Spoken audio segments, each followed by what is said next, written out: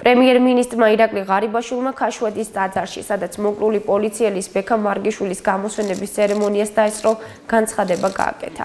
პრემიერმა გარდაცვლილის ოჯახს კიდევ ერთხელ მიუსამძიმრა და განაცხადა, რომ ყველა ადამიანი, ვინც სახელმწიფოს წინააღმდეგ ხელს აღმართავს, უმკაცრესად დაისჯება. ბექა დაიღუპა კრიმინალთა ბრძოლაში და ის არის ჩვენი ქვეყნის გმირი, მე ასე ვიტყოდი. მე აქვე მინდა კიდევ ერთი განცხადება გავაკეთო, რომ ვინაიდან ადამიანებმა, რომლებიც ჩვენი ხელისუფლების დროს იქნენ შეწყალებულნი, თუ ამნისტიის შედეგად გამოვიდნენ და მათ ეს ვერ დააფასეს სახელმწიფოს მხრიდან გადადგმული ასეთ ჰუმანური ნაბიჯი, მე მათ პირობას ვაძლევ ყველას, ვინც არ შეეშვება თავიანთ კრიმინალურ საქმიანობას, რომ სახელმწიფო იქნება დაუნდობელი მათ მისამართით.